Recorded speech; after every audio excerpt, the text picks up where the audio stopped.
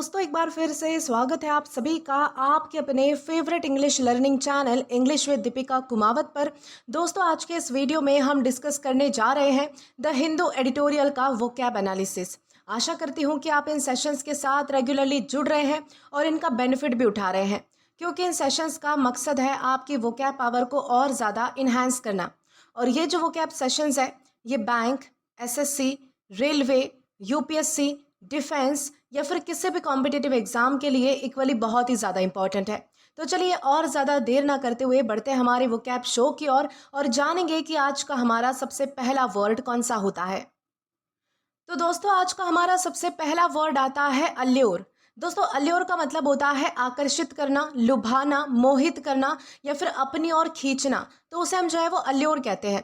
यानी कि अल्योर का मतलब होता है कि किसी व्यक्ति को अपनी खूबसूरती, अपनी चार्म, अपनी क्वालिटी या फिर किसी अट्रैक्टिव चीज़ की वजह से अपनी तरफ खींचना या फिर लुभाना। एक तरीके से जो है वो मतलब कि मोहित करना किसी को अपनी तरफ। इसमें जो है वो अट्रैक्शन इतना ज़्यादा स्ट्रांग होता है कि सामने वाला उस चीज़ या फिर व्यक्ति की तरफ नेचुरली खींचा चला जाता है या फिर नेचुरली खींचने लगता है। ये जो वर्ड है वो हम लोगों के लिए यूज़ कर सकते हैं, जब हम लोगों से अट्रैक्ट हो जाते हैं तब, या फिर जो टूरिस्ट प्लेस होती है उसके लिए भी हम यूज़ कर सकते हैं कि कोई टूरिस्ट प्लेस बहुत ज़्यादा खूबसूरत है जो हमें अट्रैक्ट कर रही है।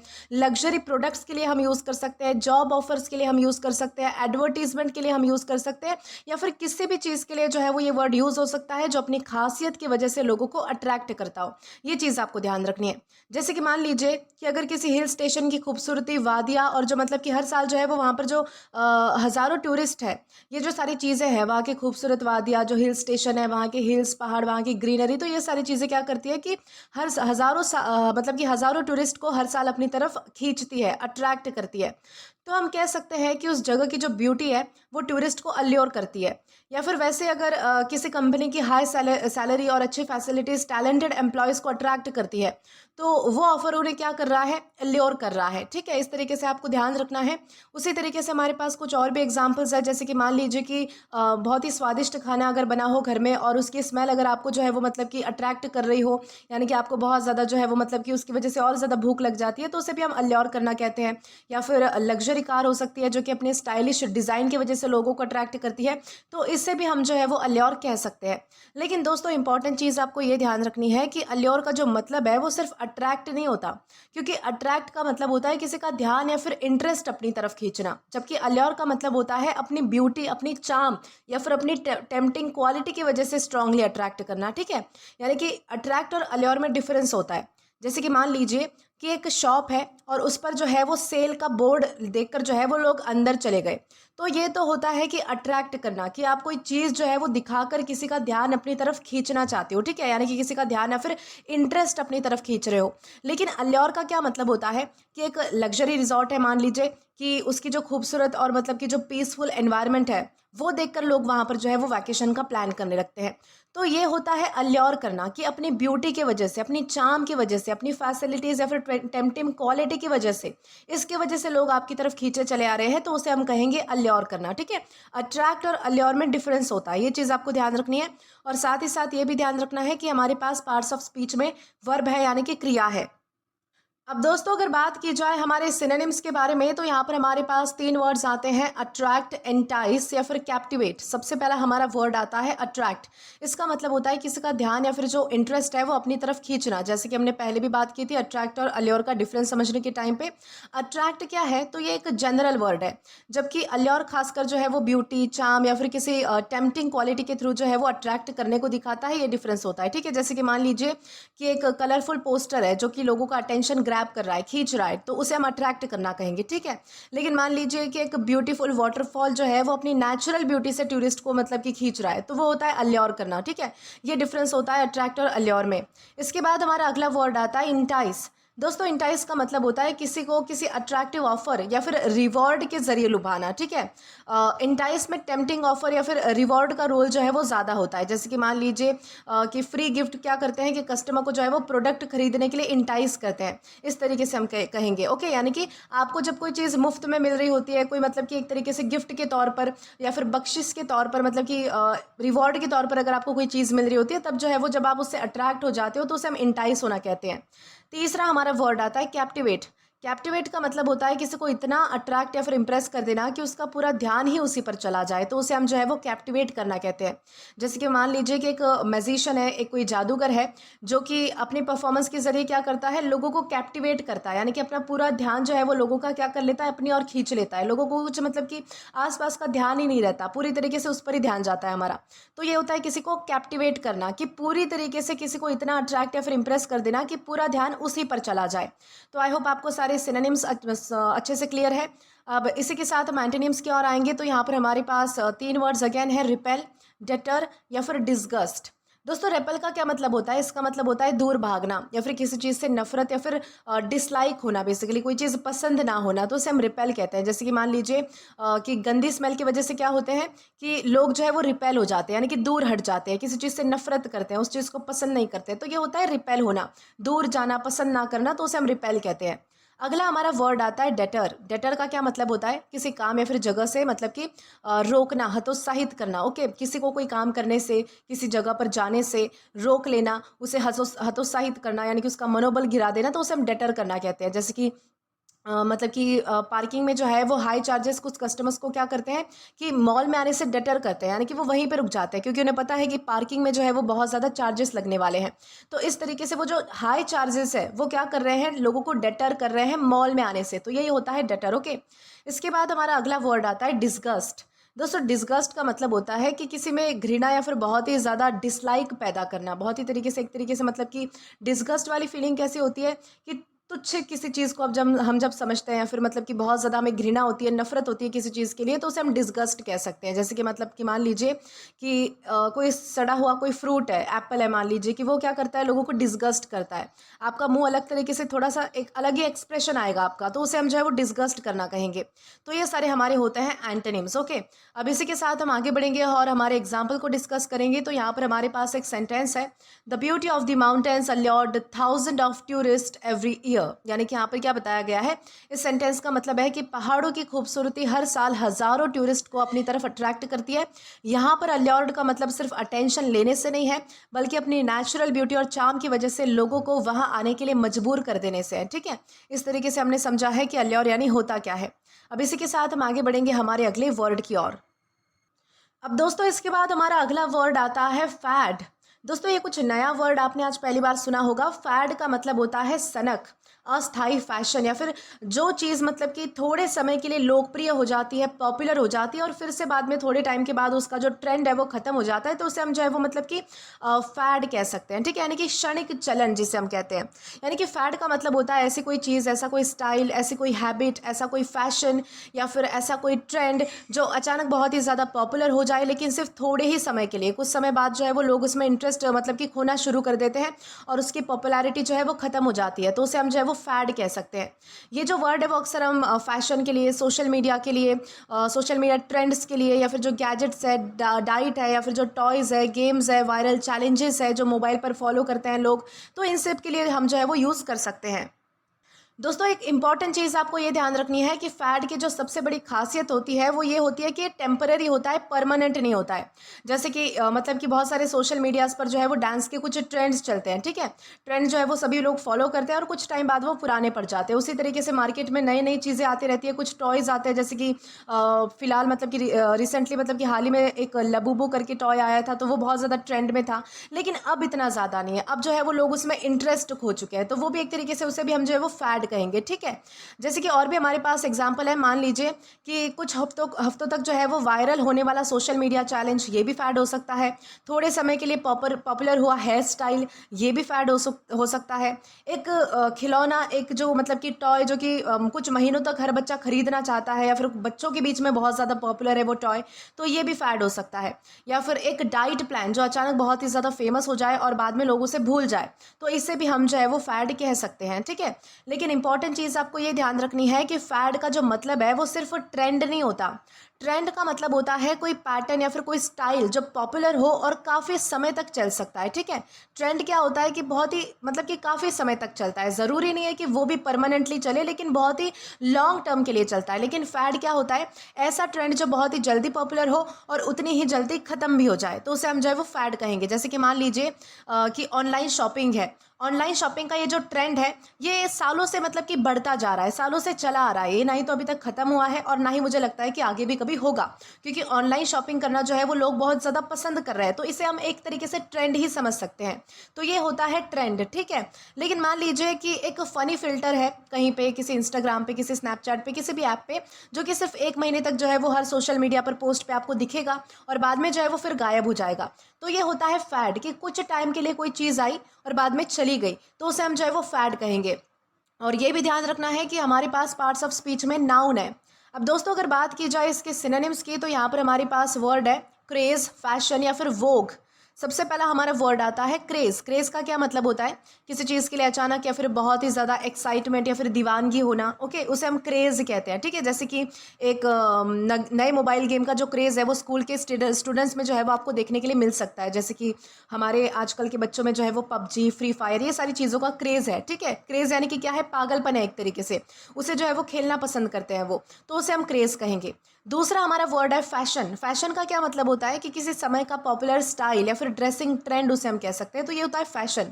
जैसे कि फॉर्मल सूट जो है वो एक क्लासिकल फैशन है जो कि लंबे समय से पॉपुलर है, आज भी जो है वो लोग मतलब कि जगह जगह उसे पहनना मतलब कि प्रिफर करते हैं, इस तरीके से।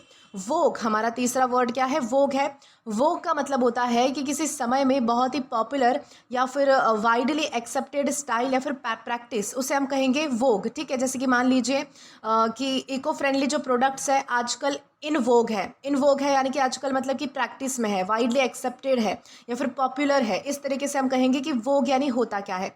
ये सारे हमारे हो गए सिनोनिम्स। अब एंटोनिम्स की ओर आएंगे तो यहाँ पर हमारे पास कुछ अगेन वर्ड्स है, क्लासिक, ट्रेडिशन या फिर टाइमलेसनेस।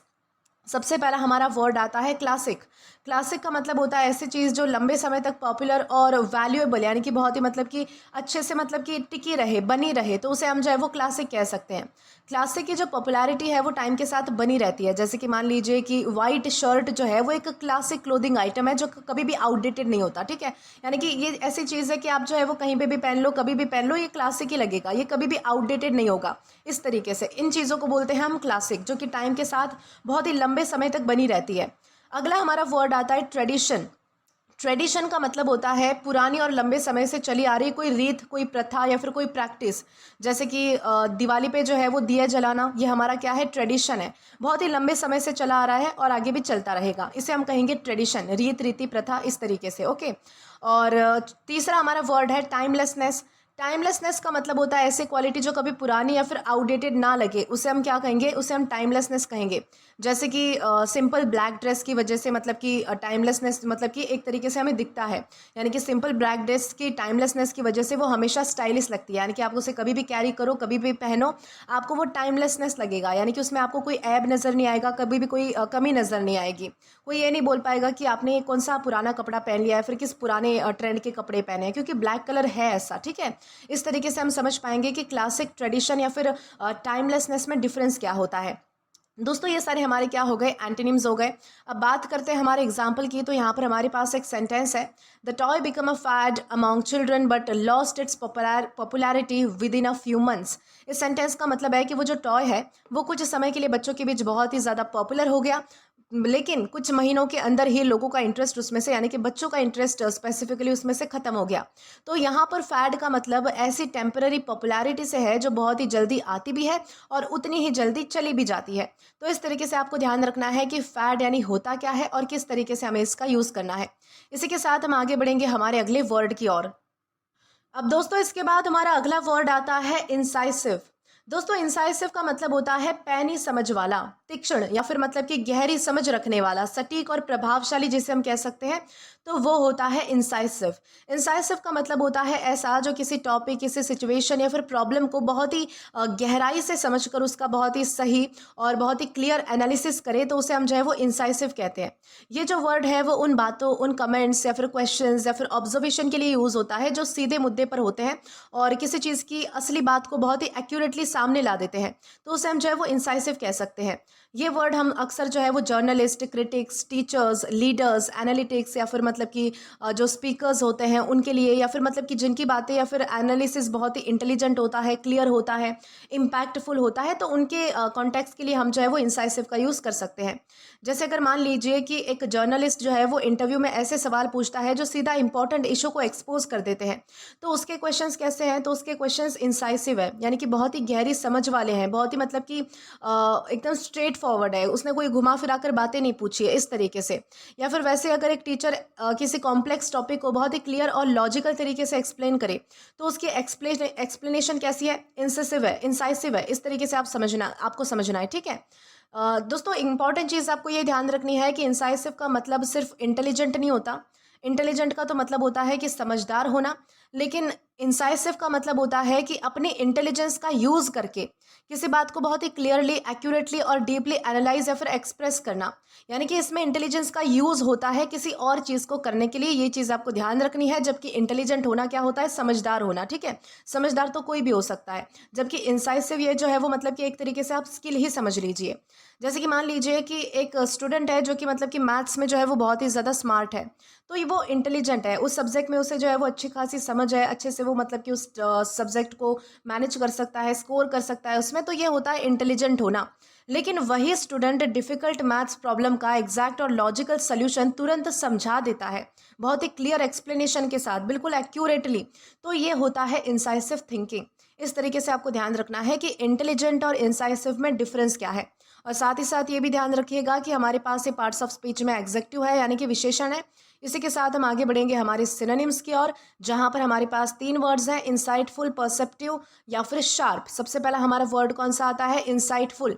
दोस्तों इंसाइटफुल का मतलब होता है गहरी समझ और अच्छी अंडरस्टैंडिंग दिखाने वाला, तो उसे हम कहते हैं इंसाइटफुल, ठीक है। जैसे कि मान लीजिए कि एक साइकोलॉजिस्ट का जो पेशेंट है, उसकी जो फीलिंग्स को मतलब कि समझना बहुत ही इंसाइटफुल होता है। तो इस तरीके से आप समझ सकते हैं कि इंसाइटफुल यानी है क्या। यानी कि इंसाइटफुल बेसिकली डीप अंडरस्टैंडिंग पर फोकस करता है, ये चीज़ आपको ध्यान रखनी है। अगला हमारा वर्ड आता है परसेप्टिव। परसेप्टिव का क्या मतलब होता है? छोटी छोटी बातों को जल्दी समझ लेने वाला, तो उसे हम परसेप्टिव कहते हैं। जैसे कि मान लीजिए कि एक टीचर जो है वो स्टूडेंट के मूड में जो है वो बदलाव को जल्दी नोटिस कर लेता है, कि भाई अभी जो है वो अभी जो है वो स्टूडेंट मतलब कि बोर फील कर रहे हैं, तो उन्हें कैसे मतलब कि अटेंशन उनका जो है वो फिर से ग्रैब करवाना है, या फिर उन्हें कैसे जो है वो मतलब कि अच्छे से उनका मतलब कि फोकस हो, इस तरीके से उन्हें जो है वो इंगेज करना है। तो ये सारी चीज़ें क्या होती है? परसेप्टिव होती है, जो छोटी छोटी डिटेल्स को नोटिस कर लेता है। अगला हमारा वर्ड है शार्प। शार्प का क्या मतलब होता है? जिसका तेज दिमाग होता है या फिर जो क्विक अंडरस्टैंडिंग वाला है, उसे हम शार्प कहते हैं। जैसे कि एक चेस प्लेयर, उसकी जो है वो फास्ट थिंकिंग, क्या बोल सकते हैं हम उसे? शार्प बोल सकते हैं, कि बहुत ही शार्प है उसकी थिंकिंग, इस तरीके से। ये हो गए हमारे सारे सिनोनिम्स। अब दोस्तों अगर बात की जाए इसके एंटोनिम्स की, तो यहाँ पर हमारे पास अगेन 3 वर्ड्स हैं, सुपरफिशियल, वेग या फिर शैलो। हमारा सबसे पहला वर्ड आता है सुपरफिशियल। सुपरफिशियल का क्या मतलब होता है? सिर्फ ऊपर ऊपर से देखना या फिर समझना, एक तरीके से स्किम करना, ठीक है। यानी कि किसी बुक को सिर्फ कवर देखकर मतलब कि अपना ओपिनियन बनाना, तो ये सुपरफिशियल चीज़ हो सकती है, इसे हम जो है वो सुपरफिशियल कहेंगे। अगला हमारा वर्ड आता है वेग। दोस्तों इसी से सिमिलर वर्ड हमने पिछले वर्ड में पढ़ा था, फैड के सिनोनिम एंटोनिम में। यहाँ पर हमने सिनोनिम में पढ़ा था, बेसिकली वोग पढ़ा था हमने। तो वोग और वेग में काफ़ी डिफरेंस है, आपको समझना है, कंफ्यूज नहीं होना है। सिर्फ ओ और ए का ही डिफरेंस है, सिर्फ एक ही लेटर का डिफरेंस है, ये आपको ध्यान रखना है। वोग का तो मतलब होता है कोई ट्रेंड, ठीक है, जो फैशन ट्रेंड होता है, जो अभी चल रहा होता है प्रचलित, वो। वेग का क्या मतलब है? यहाँ पर हम जो है वो मतलब कि वेग पढ़ रहे हैं। वेग का मतलब होता है अस्पष्ट या फिर क्लियर ना होना, ठीक है। जैसे कि मीटिंग में प्रॉब्लम का अनक्लियर एक्सप्लेनेशन देना क्या हो सकता है? वेग हो सकता है, जो आपको कंफ्यूज करे, जो आपको अस्पष्ट लगे, ठीक है, क्लियर ना लगे, तो उसे हम वेग कहते हैं। तो ये डिफरेंस आपको समझते हुए चलना है, क्योंकि बहुत बार जो है वो सिमिलर दिखने वाले वर्ड्स में हम बहुत ज़्यादा कंफ्यूज हो जाते हैं। तीसरा हमारा वर्ड आता है शैलो। शैलो का क्या मतलब होता है? जिसमें गहराई या फिर डिटेल की कमी होती है, ठीक है।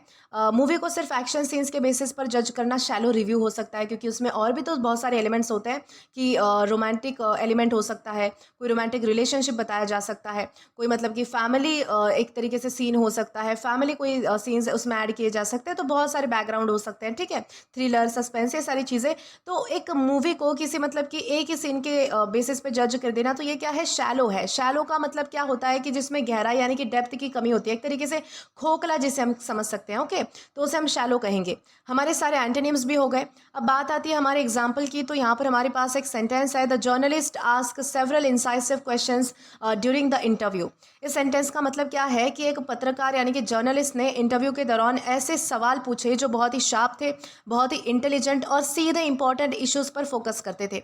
यहाँ पर इंसाइसिव का मतलब सिर्फ मुश्किल क्वेश्चंस पूछना नहीं है, बल्कि ऐसे क्वेश्चंस पूछना है जो किसी टॉपिक की असली बात को सामने ले आते हैं और लोगों को सोचने पर मजबूर कर देते हैं, तो उसे हम कहेंगे इंसाइसिव। इसी के साथ आगे बढ़ेंगे हमारे अगले वर्ड की ओर। अब दोस्तों इसके बाद हमारा अगला वर्ड आता है आर्डुअस। दोस्तों आर्डुअस का क्या मतलब होता है, जो बहुत ज़्यादा कठिन हो, जो बहुत ज़्यादा मतलब कि मेहनत वाला कोई काम हो, जिसमें बहुत ज़्यादा चैलेंजेस होते हैं, चुनौती होती है, तो उसे हम जो है वो आर्डुअस कह सकते हैं।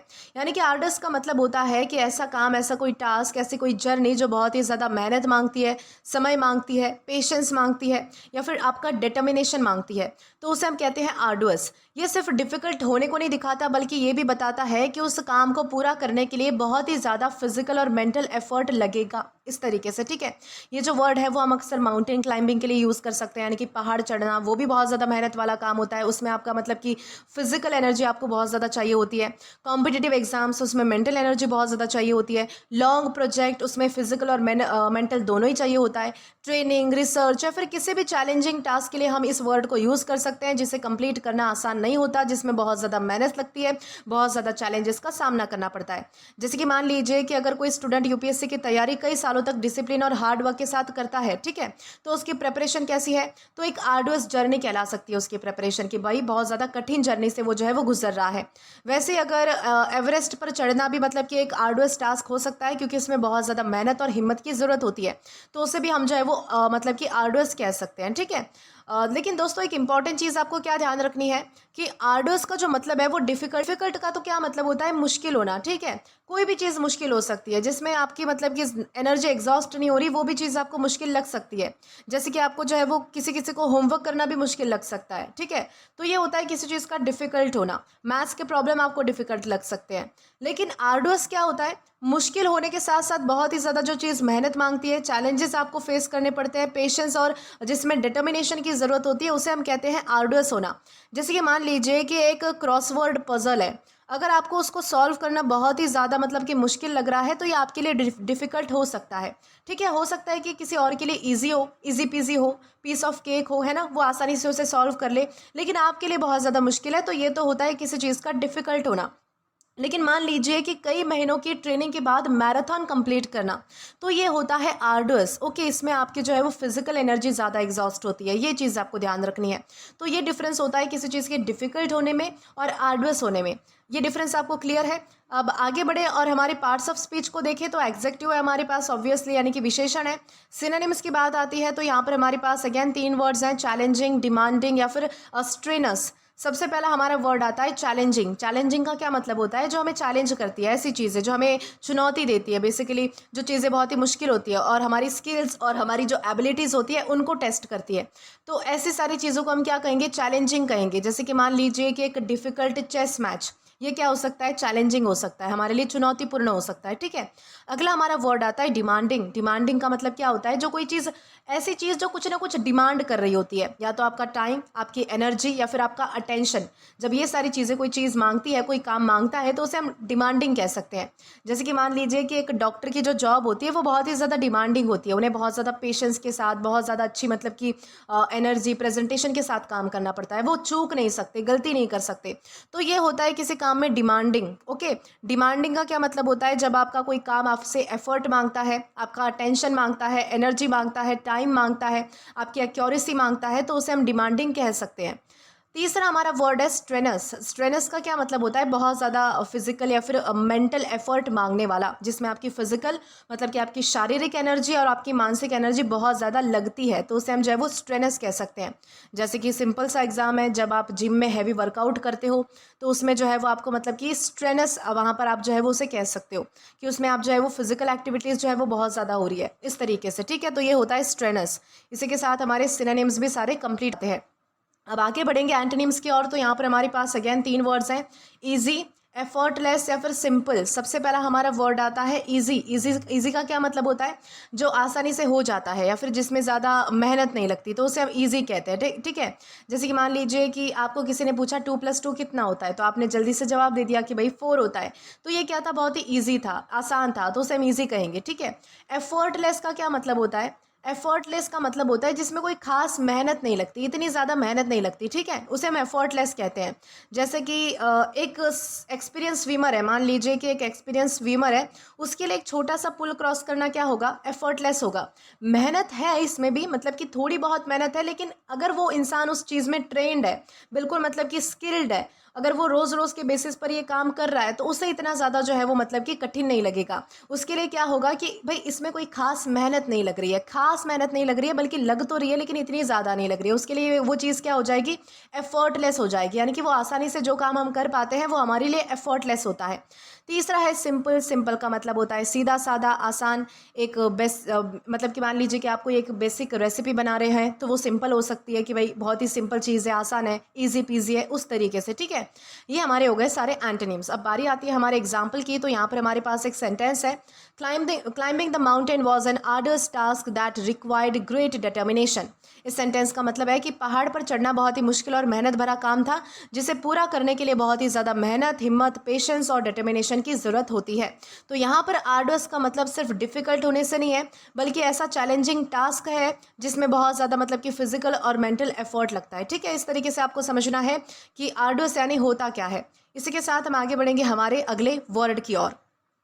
अब दोस्तों इसके बाद हमारा अगला वर्ड आता है एग्जॉर्बिटेंट। दोस्तों एग्जॉर्बिटेंट का मतलब होता है अत्यधिक, ज़रूरत से ज़्यादा, बहुत ज़्यादा महंगा या फिर हद से ज़्यादा।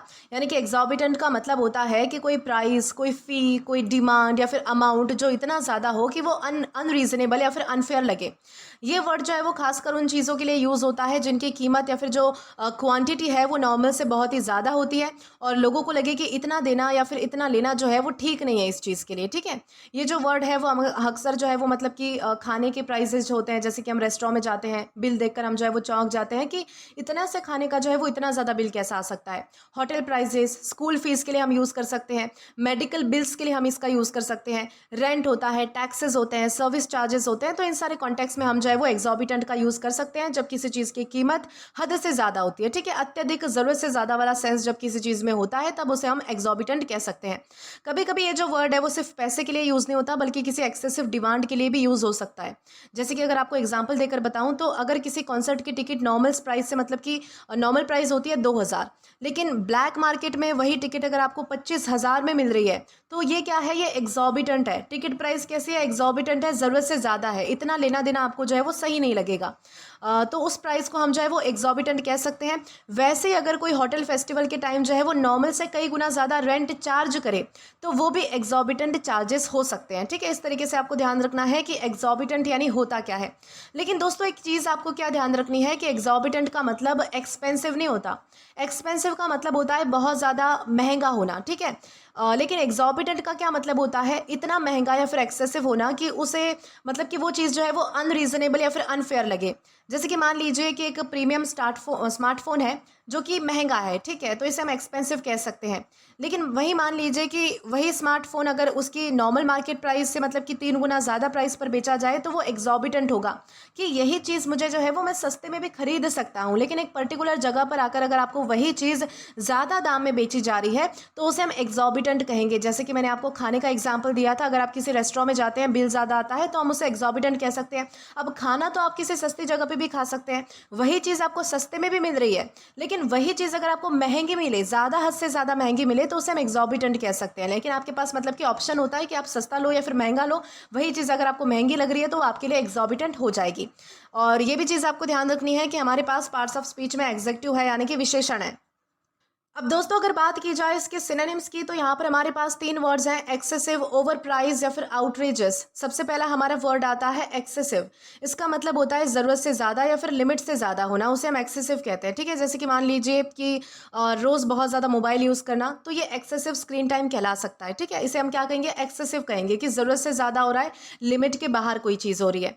दूसरा हमारा वर्ड आता है ओवर प्राइस। ओवर प्राइस का क्या मतलब होता है? जिसकी प्राइस उसकी एक्चुअल वैल्यू से ज़्यादा होती है। ठीक है, जैसे कि मान लीजिए कि एक ऑर्डिनरी टी शर्ट है, उसको जो है वो मतलब कि लग्जरी चीज़ बनाकर बेचा जा रहा है, उसकी प्राइस जो है वो मतलब कि 3-4 हज़ार रखी जा रही है, जबकि वही टी शर्ट आपको 500-600 या फिर 250-300 में मिल जाएगी। तो ये होता है किसी चीज़ को ओवर प्राइस करना, यानी कि है उससे भी ज़्यादा कीमत बताना। तीसरा हमारा है आउटरेजेस। आउटरेजेस का क्या मतलब होता है? बहुत ही शॉकिंग या फिर अनरीजनेबल होना। जैसे कि मान लीजिए कि लास्ट मिनट टिकट का जो प्राइस है वो इतना बढ़ा देना कि सब लोग हैरान हो जाए, तो उसे हम जो है वो आउटरेजेस कह सकते हैं। ये जो है वो आउटरेजेस लग सकता है कि कोई चीज़ बहुत ही ज़्यादा शॉकिंग है, जिसे आप देखकर एक तरीके से शॉक हो जाते हो कि इतना ज़्यादा कैसे होगा। तो इस तरीके से हम जो है वो आउटरेजेस का यूज़ करेंगे। ठीक है, हमारे सिनोनिम्स हो गए कंप्लीट। अब बारी आती है हमारे एंटोनिम्स की। तो यहाँ पर अगेन हमारे पास 3 वर्ड्स है, रीजनेबल, अफोर्डेबल या फिर मॉडरेट। हमारा सबसे पहला वर्ड आता है रीजनेबल। रीजनेबल का क्या मतलब होता है? जो फेयर होता है, जो उचित होता है बेसिकली, यानी कि जितना होना चाहिए उतना होता है, उसे हम रीजनेबल कहते हैं। जैसे कि आप मान लीजिए कि आप रेस्टोरेंट में गए और नॉर्मल मेन्यू का या फिर मतलब कि जो खाना है एक थाली का या फिर एक मतलब कि कंप्लीट थाली का आपको जो है वो मतलब कि नॉर्मल प्राइस लग गया, 150-200 की आपको थाली मिल गई, तो उसे हम रीजनेबल कहेंगे कि भाई लगता है इतना। ठीक है, आप उतना पे भी कर सकते हो और आपको भी ज़्यादा मतलब कि महंगा नहीं लग रहा है, तो ये होता है किसी चीज़ का रीजनेबल होना।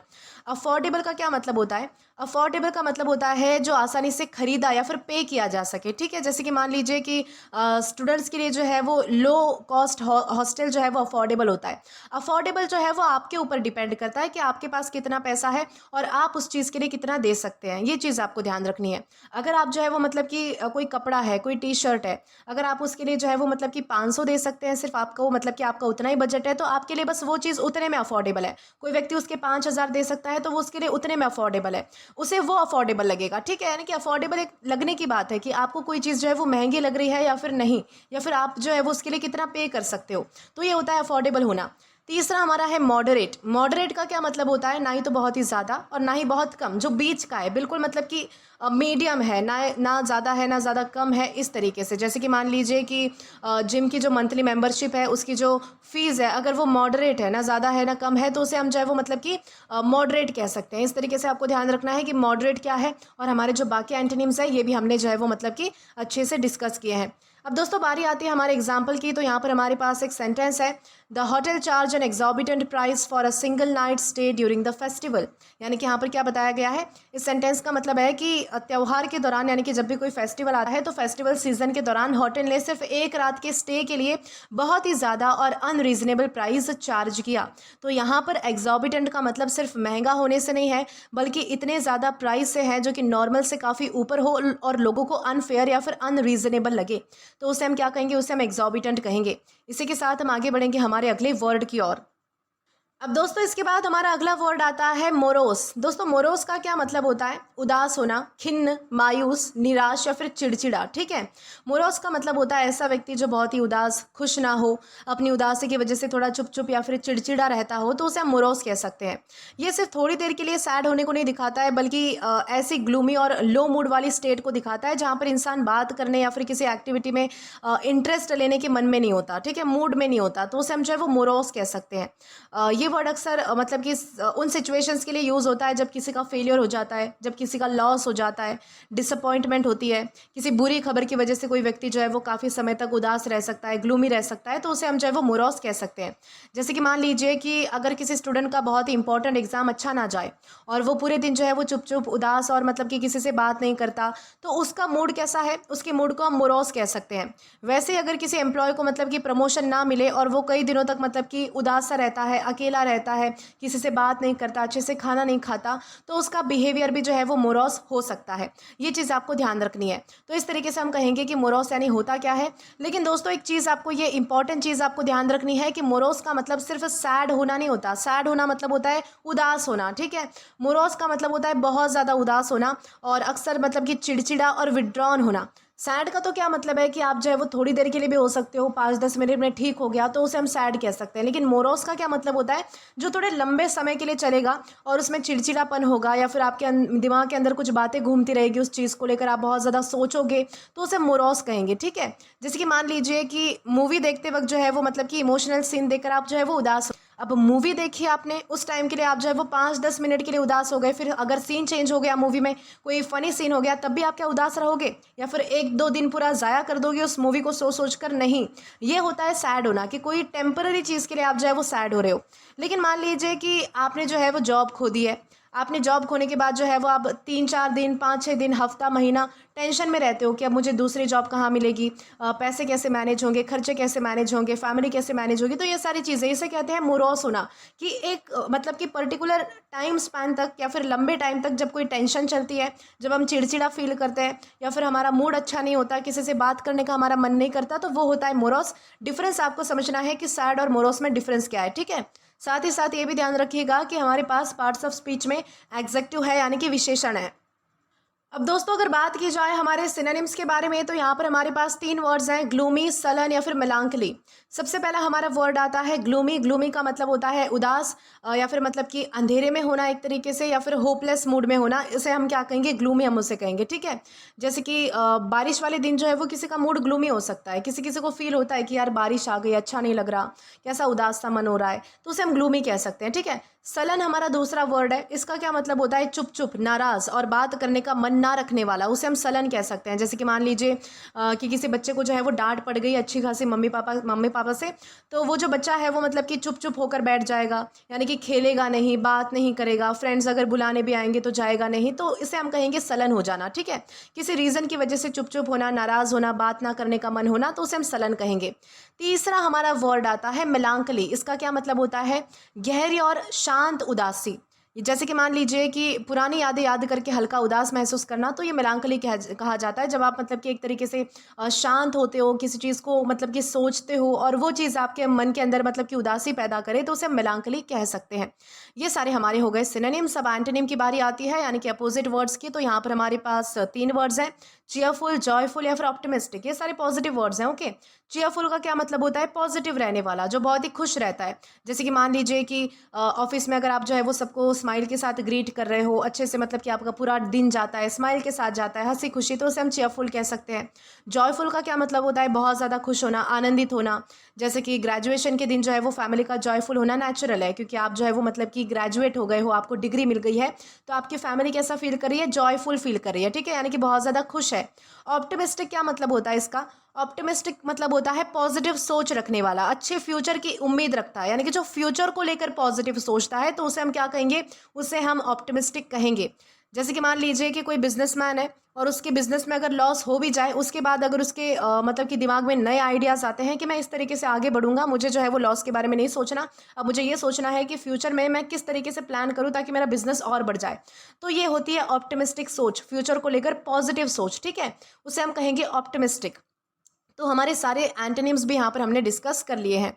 अब हम एग्जाम्पल की मदद से हमारे वर्ड को समझेंगे। तो यहाँ पर एक सेंटेंस है, ही remained morose after losing the championship match. इस सेंटेंस का मतलब है कि चैंपियनशिप मैच हारने के बाद वो बहुत ही ज़्यादा उदास, निराश और ग्लूमी रहा। यहाँ पर मोरोस का मतलब सिर्फ थोड़ी देर के लिए सैड होने से नहीं है, बल्कि ऐसी उदासी और लो मूड से है जिसमें इंसान खुश नहीं होता, कम बात करता है और किसी चीज़ में इंटरेस्ट नहीं दिखाता है 1-2 दिन के लिए या फिर कुछ लंबे टाइम के लिए, ठीक है। तो इस तरीके से हमें ध्यान रखना है कि मोरोस यानी होता क्या है। अब इसी के साथ हम आगे बढ़ेंगे हमारे अगले वर्ड की ओर। अब दोस्तों इसके बाद हमारा अगला वर्ड आता है कल्पेबल। दोस्तों कल्पेबल का क्या मतलब होता है? दोषी, अपराधी, जिम्मेदार, गलती का जिम्मेदार जिसे हम कह सकते हैं, उसे हम कल्पेबल कहेंगे। यानी कि कल्पेबल का मतलब होता है ऐसा व्यक्ति जो किसी गलत काम, किसी मिस्टेक या फिर मतलब कि क्राइम के लिए जो है वो जिम्मेदार हो, या फिर जिसे उस गलती के लिए ब्लेम किया जा सके, तो उसे हम जो है वो कल्पेबल कहेंगे। ये वर्ड सिर्फ गलती करने को नहीं दिखाता है, बल्कि ये बताता है कि उस व्यक्ति की रिस्पॉन्सिबिलिटी या फिर फॉल्ट जो है वो क्लियरली है, तो उसे हम जो है वो कल्पेबल कहेंगे। ये वर्ड हम अक्सर लीगल केसेस के लिए, एक्सीडेंट के लिए, वर्क प्लेस नेग्लिजेंस के लिए, इन्वेस्टिगेशन के कॉन्टेक्स्ट में यूज़ कर सकते हैं, जहाँ पर है कि गलती के लिए कौन कल्पेबल है, कौन दोषी है, कौन जिम्मेदार है। जैसे कि मान लीजिए कि अगर एक ड्राइवर है जो कि जानबूझकर जो है वो ट्रैफिक रूल्स को तोड़ देता है और उसकी वजह से एक एक्सीडेंट हो जाता है, तो वो ड्राइवर क्या है? उस एक्सीडेंट के लिए कल्पेबल है यानी कि दोषी है, अपराधी है, जिम्मेदार है बेसिकली।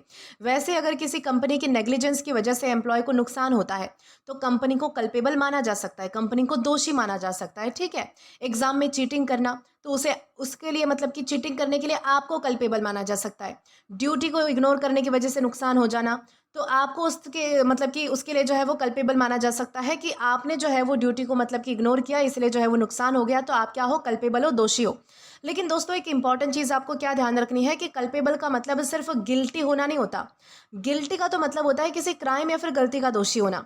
कल्पेबल का मतलब होता है किसी गलत काम के लिए ब्लेम या फिर रिस्पॉन्सिबिलिटी का हकदार होना। ये लीगल और फॉर्मल कॉन्टेक्स्ट दोनों में यूज हो सकता है, ये चीज़ आपको ध्यान रखनी है। जैसे कि मान लीजिए कि एक स्टूडेंट है जो कि होमवर्क ना करने की बात जो है वो मान लेता है, ठीक है, तो ये होता है गिल्टी फील करना, ठीक है, ना करने की बात मान लेना यानी कि गिल्टी फील कर लेना।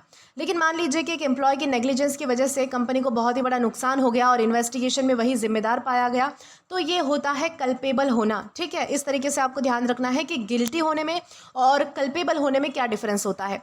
ये भी ध्यान रखिएगा कि हमारे पास पार्ट्स ऑफ स्पीच में एग्जेक्टिव है यानी कि विशेषण है।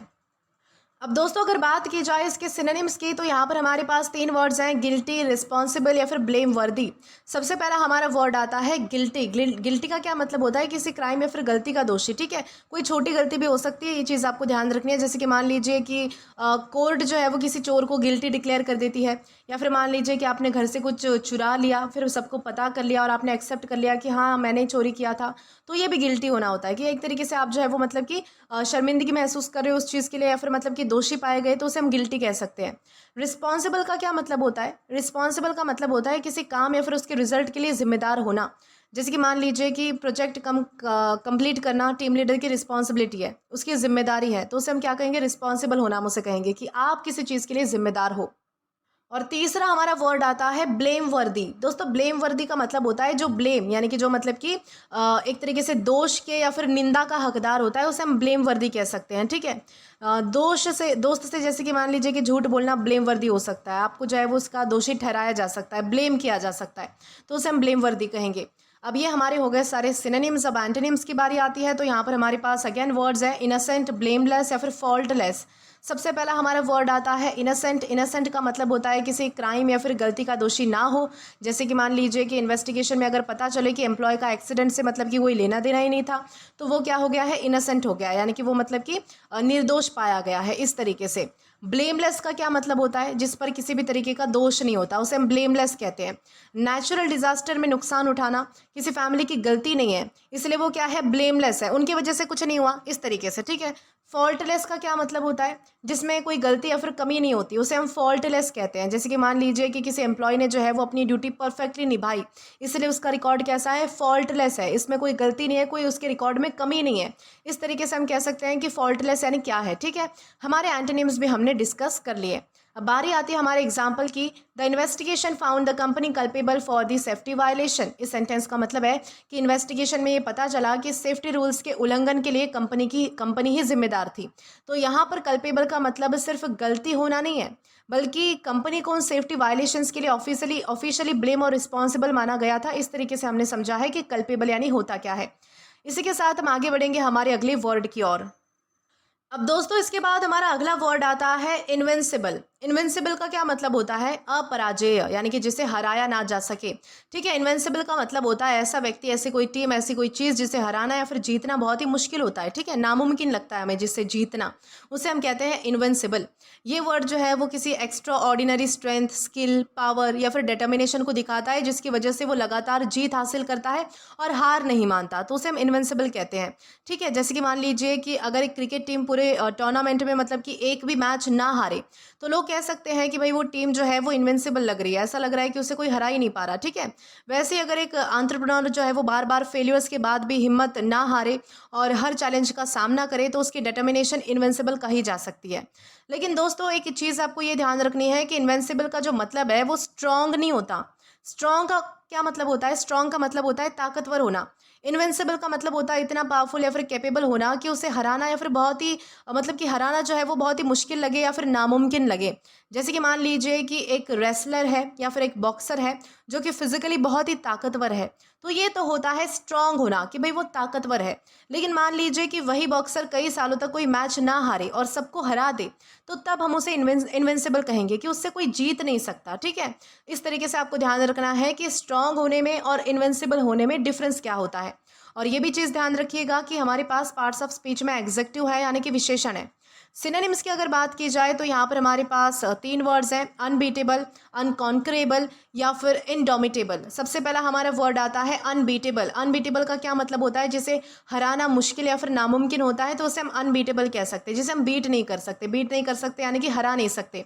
जैसे कि मान लीजिए कि एक चेस चैंपियन है जो कि सालों तक हार ही नहीं रहा, तो उसे हम अनबीटेबल कह सकते हैं कि इसके सामने अगर कोई भी आ जाए तो ये हार के ही जाएगा, इसे कोई नहीं हरा सकता। ये होता है अनबीटेबल होना। दूसरा हमारा वर्ड है अनकॉन्करेबल। अनकॉन्करेबल का क्या मतलब होता है? जिस पर कब्जा नहीं कर सकते, जिसे हम जीत नहीं सकते। ठीक है, इसमें हराने वाले सेंस की विपरीत बात होती है कि जिस चीज़ को जीता नहीं जा सकता, तो उसे हम क्या कहेंगे? उसे हम कहेंगे अनकॉन्करेबल। जैसे कि मान लीजिए कि एक कोई किला है जो कि कई मतलब कि अटैक्स के बाद भी कभी कैप्चर ही नहीं होता, तो उसे हम जो है वो अनकॉन्करेबल कह सकते हैं कि उसे जीता नहीं जा सकता, इस तरीके से। ठीक है, अगला हमारा वर्ड आता है इनडोमिटेबल। इनडोमिटेबल का क्या मतलब होता है? जिसका हौसला या फिर डिटर्मिनेशन कभी ना टूट सके, उसे हम जो है वो इनडोमिटेबल कह सकते हैं। जैसे कि मान लीजिए कि कोई एथलीट है जो कि इंजरी के बाद भी प्रैक्टिस कंटिन्यू करता है, तो उसे हम इनडोमिटेबल कह सकते हैं। तो ये सारे हो गए हमारे सिनोनिम्स। अब एंटोनिम्स की बारी आती है, तो यहाँ पर हमारे पास अगेन 3 वर्ड्स हैं, वल्नरेबल, डिफिटेबल या फिर वीक।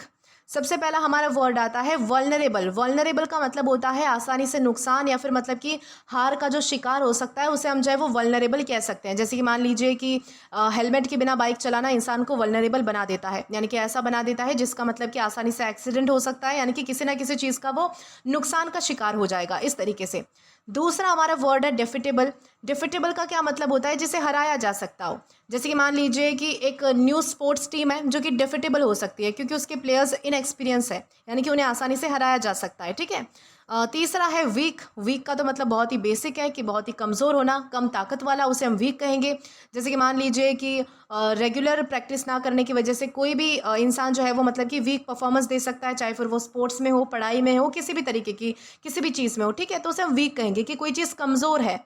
ओके, ये हो गए हमारे सारे एंटोनिम्स। अब अगर बात करें हमारे एग्जाम्पल की, तो यहाँ पर हमारे पास एक सेंटेंस है, the team सेम्ड invincible after winning every match in the tournament. इस सेंटेंस का मतलब है कि टीम ने टूर्नामेंट का हर मैच जीत लिया, इसलिए लोगों को ये लगने लगा कि उसे हराना लगभग नामुमकिन है, यानी कि वो कैसी है? टीम इनविंसिबल है।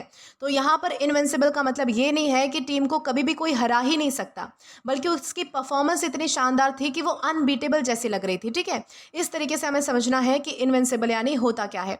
इसी के साथ हम आगे बढ़ेंगे हमारे अगले वर्ड की ओर। अब दोस्तों इसके बाद हमारा अगला वर्ड आता है डेवियस। दोस्तों डेवियस का मतलब होता है धूर्त, चालाक, कपटी या फिर छलपूर्ण। ठीक है, यानी कि डेवियस का मतलब होता है ऐसा व्यक्ति जो अपना फायदा निकालने के लिए चालाकी करता है, धोखा देता है या फिर सीक्रेट ट्रिक्स का इस्तेमाल करता है। ये जो वर्ड है वो उन लोगों के लिए हम यूज़ करते हैं जो सीधे और ईमानदार तरीके से काम नहीं करते, बल्कि दूसरों को मैनिपुलेट या फिर डिसीव करके अपना काम निकालते हैं। ठीक है, उन्हें हम जो है वो डेवियस कह सकते हैं। जैसे कि मान लीजिए कि अगर कोई एम्प्लॉय अपने कलीग की इमेज खराब करने के लिए झूठी बातें फैलाता है और खुद प्रमोशन लेने की कोशिश करता है, तो उसका बिहेवियर कैसा है? डेवियस है। वैसे अगर कोई स्कैमर लोगों को फेक प्रोमिसेस देकर पैसे ले लेता है, तो उसके मेथड्स कैसे हैं? डेवियस कहलाए जा सकते हैं। ठीक है, यानी कि किसी को धोखा देकर पैसे लेना, झूठ बोलकर अपना फ़ायदा करना या फिर फेक आइडेंटिटी बनाकर लोगों को चीट करना, तो ये सारी चीज़ें, ये सारे एग्जाम्पल्स डेवियस के अंदर ही आते हैं। लेकिन दोस्तों डेवियस का जो मतलब है वो सिर्फ क्लेवर होना नहीं होता। क्लेवर का क्या मतलब होता है? जो समझदार होता है, होशियार होता है। इसे तो हम पॉजिटिव सेंस में भी यूज़ कर सकते हैं कि भाई वो बहुत ही क्लेवर है, बहुत ही चतुर है, चालाक है, इस तरीके से। लेकिन डेवियस का क्या मतलब होता है? अपनी होशियारी का इस्तेमाल करते हुए धोखा देना या फिर मैनिपुलेशन के लिए उसका यूज़ करना, तो उसे हम जो है वो मतलब कि डेवियस कहेंगे। ये चीज़ आपको ध्यान रखनी है। जैसे कि दोस्तों एग्जाम्पल से समझते हैं, मान लीजिए कि एक स्टूडेंट है जो कि अपनी इंटेलिजेंस या फिर मतलब कि अपनी समझदारी की वजह से जो है वो डिफ़िकल्ट क्वेश्चंस को सॉल्व कर लेता है, तो ये तो होता है क्लेवर होना। लेकिन अगर एक स्टूडेंट एग्जाम में चीटिंग का सीक्रेट प्लान बनाकर मार्क्स ले लेता है, तो ये होता है किसी को धोखा देकर कोई काम करना, तो इसे हम डेवियस कहेंगे। ठीक है, तो ये डिफरेंस आपको समझना है कि क्लेवर और डेवियस में डिफरेंस क्या होता है। साथ ही साथ ये भी ध्यान रखिएगा कि हमारे पास पार्ट्स ऑफ स्पीच में एग्जेक्टिव है, यानी कि विशेषण है। सिनोनिम्स की अगर बात की जाए तो यहाँ पर हमारे पास 3 वर्ड्स आते हैं, कनिंग, क्राफ्टी या फिर स्नीकी। सबसे पहला हमारा वर्ड आता है कनिंग। कनिंग का क्या मतलब होता है? चालाकी से अपना काम निकालना, कभी कभी जो है वो धोखे के साथ। ओके, जैसे कि मान लीजिए कि एक बिजनेसमैन स्मार्ट नेगोशिएशन से अच्छा डील कर लेता है, तो वो कनिंग हो सकता है। ठीक है, कनिंग बेसिकली स्मार्ट और ट्रिकी बिहेवियर को दिखाता है, ये चीज़ आपको ध्यान रखनी है। दूसरा हमारा वर्ड आता है क्राफ्टी। क्राफ्टी का क्या मतलब होता है? चालाकी और ट्रिक्स का इस्तेमाल करके अपना फ़ायदा करना। जैसे कि मान लीजिए कि एक बच्चा जो है वो होमवर्क से बचने के लिए बहाना बना देता है कि मैम मैं बीमार था, ऐसा वैसा। तो वो होता है क्राफ्टी होना, कि आपकी स्किल्स उसमें सामने आती है कि आप किस तरीके से लोगों को बहाना दे सकते हो या फिर किस तरीके से चालाकी का इस्तेमाल करके, ट्रिक्स का इस्तेमाल करके अपना फ़ायदा करवा सकते हो या फिर किसी चीज़ से बच सकते हो। ठीक है, क्राफ्टी हमने पढ़ लिया। तीसरा हमारा है स्निकी। स्निकी का क्या मतलब होता है? चुपके से या फिर सीक्रेटली कोई ऐसा काम करना जो सही नहीं होता। ठीक है, उसे हम स्निकी कह सकते हैं। जैसे कि मान लीजिए कि एक स्टूडेंट जो है वो चुपके से क्लास के बाहर निकल जाता है टीचर के बिना परमिशन के, तो वो स्नीकी है, इस तरीके से हम कह सकते हैं। हमारे सिनोनिम्स हमने डिस्कस कर लिया। अब बारी आती है हमारे एंटोनिम्स की। तो यहाँ पर हमारे पास अगेन 3 वर्ड्स हैं, ऑनेस्ट, स्ट्रेट फॉरवर्ड या फिर सिंसियर। ठीक है, सबसे पहला हमारा वर्ड आता है ऑनेस्ट। ऑनेस्ट का मतलब होता है सच बोलने वाला या फिर ईमानदार, उसे हम ऑनेस्ट कहते हैं। जैसे कि मान लीजिए कि शॉपकीपर जो है वो प्रोडक्ट की असली क्वालिटी बताता है, तो वो ऑनेस्ट है, ईमानदारी से बता रहा है। ठीक है, अगला हमारा वर्ड आता है स्ट्रेट फॉरवर्ड। इसका मतलब होता है सीधा, साफ और बिना किसी चालाकी के। जैसे कि मान लीजिए कि इंटरव्यू में अपनी स्किल्स के बारे में सच सच बताना कि मुझे इतना आता है, इतना नहीं आता, मतलब कि ज़्यादा बड़ा चढ़ा के नहीं बताना। ठीक है, उसे हम क्या कहेंगे? स्ट्रेट फॉरवर्ड होना कहेंगे, कि आपने जो है वो सीधी सीधी जो बात थी वो वैसी वैसी बता दी। ठीक है, इस तरीके से। तीसरा है सिंसियर। सिंसियर का मतलब होता है दिल से सच्चा और बिना किसी हिडन मोटिव के होना, उसे हम जो है वो सिंसियर कहते हैं। सिंसियर इंसान के जो है वो इंटेंशन जो होते हैं वो बहुत ही जेन्युइन होते हैं। जैसे कि मान लीजिए कि किसी की जो है वो बिना स्वार्थ के मदद कर लेना, तो ये होता है सिंसियर। यानी कि आपके मन में ये चीज़ नहीं है कि मैं किसी की अगर मदद करूंगा तो मुझे भी उसके बदले में कुछ चाहिए, तो उसे हम सिंसियर कह सकते हैं। ठीक है, तो ये सारे क्या हो गए, हमारे एंटोनिम्स भी डिस्कस कर लिए। अब बारी आती है हमारे एग्जाम्पल की। तो यहाँ पर हमारे पास एक सेंटेंस है, the detective uncovered the criminal's devious plan to steal the money. इस सेंटेंस का मतलब है कि डिटेक्टिव ने क्रिमिनल के पैसे चुराने की जो धोखे भरी और चालाकी से बनाई गई जो सीक्रेट प्लान था उसका पता लगा लिया। यहाँ पर डेवियस का मतलब सिर्फ स्मार्ट प्लान नहीं है, बल्कि ऐसा प्लान है जो धोखा, मैनिपुलेशन और डिसऑनेस्ट तरीकों से, मतलब कि किसी गलत काम को मतलब कि अंजाम देने के लिए बनाया गया हो। तो इस तरीके से हम जो है वो समझेंगे कि डेवियस यानी होता क्या है। अब इसी के साथ दोस्तों हम आगे बढ़ेंगे और आज के हमारे लास्ट वर्ड को हम डिस्कस करेंगे। तो दोस्तों आज का हमारा लास्ट वर्ड आता है इनेट। दोस्तों इनेट का क्या मतलब होता है? इसका मतलब होता है जन्मजात, स्वाभाविक, नैसर्गिक। जो चीज़ आपको जन्म से ही प्राप्त होती है तो उसे हम क्या कहेंगे? इनेट हम उसे कहेंगे। इनेट का मतलब होता है ऐसी क्वालिटी, ऐसी एबिलिटी या फिर ऐसा नेचर जो किसी व्यक्ति या फिर जीव में जो है वो जन्म से ही मौजूद हो, ना कि बाद में सीखी या फिर डेवलप की गई हो। ये उन क्वालिटीज़ को दिखाता है जो कि नेचुरली किसी के अंदर होती है। जैसे कि कोई टैलेंट हो सकता है, कोई इंटेलिजेंस, काइंडनेस, इंस्टिंक्ट, एबिलिटीज़ या फिर पर्सनालिटी ट्रेट्स। इन सारे वर्ड्स के लिए हम जो है वो मतलब कि इन सारे कॉन्टेक्स्ट में हम यूज़ कर सकते हैं इनेट का, जो किसी इंसान में नेचुरली होते हैं। जैसे कि मान लीजिए कि अगर कोई बच्चा बिना किसी फॉर्मल ट्रेनिंग के बहुत ही अच्छा गाना गा लेता है, तो उसे हम क्या कहेंगे कि उसके अंदर इनेट टैलेंट है। वैसे ही अगर एक माँ अपने बच्चे की देखभाल करने का नेचुरल इंस्टिंक्ट दिखाती है, यानी कि ये तो नेचुरल चीज़ है कि माँ है तो बच्चे की देखभाल करेगी ही करेगी। उसके लिए जो है वो उसका मन बहुत ज़्यादा मतलब कि नाजुक होता है, एक तरीके से वो बहुत ज़्यादा केयरफुल होती है अपने बच्चे के लिए। तो ये भी इनेट माना जा सकता है। ठीक है, तो उसी तरीके का बस कुछ और भी एग्जांपल्स है। जैसे कि मान लीजिए कि बच्चे का किसी चीज़ में नेचुरल क्यूरियोसिटी दिखाना, ये भी इनेट कहलाया जा सकता है। नेचुरल लीडरशिप की क्वालिटी होना जो आपको किसी ने सिखाई नहीं है, ये भी इनेट हो सकता है। जन्म से ही म्यूजिक का टैलेंट होना, ये भी इनेट हो सकता है। लेकिन दोस्तों इंपॉर्टेंट चीज़ आपको क्या ध्यान रखनी है कि इनेट का मतलब सिर्फ नेचुरल नहीं होता। नेचुरल का क्या मतलब होता है? जो नेचुरली हो या फिर जो नेचर से रिलेटेड हो। इनेट का मतलब होता है जो स्पेसिफिकली जन्म से ही किसी के अंदर मौजूद होती है, उसे हम जो है वो मतलब कि क्या कहेंगे? इनेट कहेंगे। जैसे कि पेड़ का जो है वो नेचुरली बड़ा होना, तो ये तो नेचुरल चीज़ है। कोई चीज़ बड़ी हो रही है तो वो क्या है? तो नेचुरल प्रोसेस है, उसे हम जो है वो इनेट नहीं कह सकते कि आपके अंदर जो है वो जन्म से ये चीज़ डाली गई है कि आप जो है वो बड़े होगे धीरे धीरे। आप भी तो बड़े होते हो, हम भी तो ग्रो करते हैं ना धीरे धीरे, हमारी भी तो एज बढ़ती है। तो ये कोई ऐसा नहीं है कि मैं बढ़ रही हूँ, मेरी एज बढ़ रही है, किसी और की नहीं बढ़ेगी क्योंकि भगवान ने उसे जो है वो जन्मजात से ऐसी कोई क्वालिटी नहीं दी है, ऐसा नहीं होता। नेचुरल जो है वो मतलब कि नेचुरल प्रोसेस से मतलब कि रिलेट करता है, जो सब में होती है और उसमें किसी का हाथ नहीं है।